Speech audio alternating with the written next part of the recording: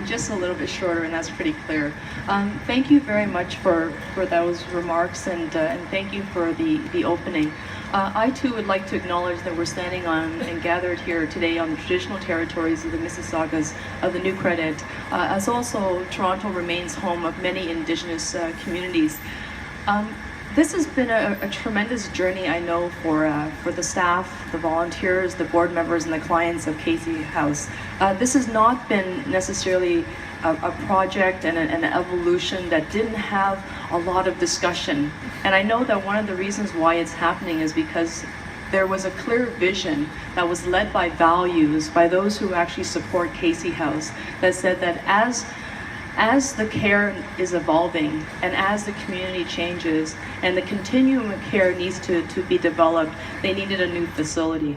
And so I'm very pleased to actually be working with Casey House now, as well as Fife House in the City of Toronto, to find a really great new purpose for this building. So that is very important. And I know that there are decision makers here from Casey House who sit at the board.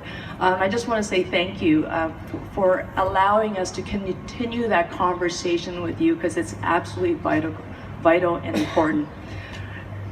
Since 1988, this facility opened, and I think that, you know, in many ways we can all sort of roll back the clock and think to a time when, you know, where Toronto was at that particular junction, with those histories, with the type of people interactions, and who would have guessed, to be quite honest, that this particular humble project, which began with so few resources but nothing but big ambitions and dreams and hope, would evolve into something like that, which is the state of this our modern facility and hospital to provide the top level of care for the community.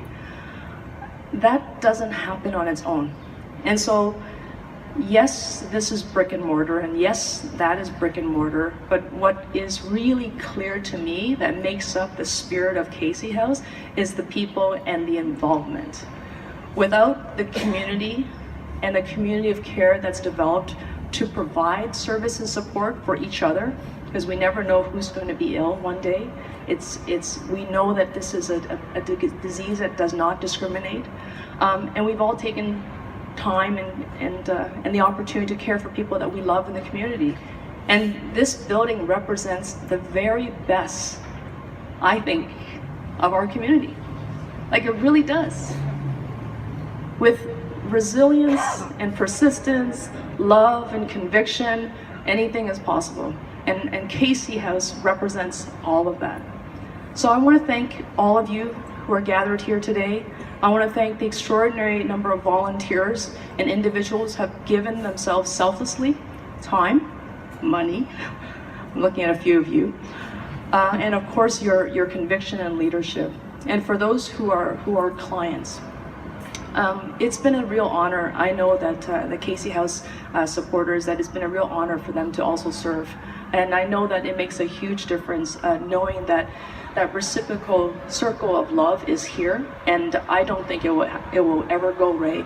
And as far as I can tell, it's only gotten stronger through the years.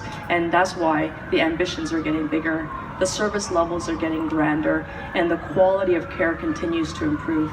So thank you very much for the opportunity, and congratulations to Casey House. It really is, at the end of the day, the people. Thank you.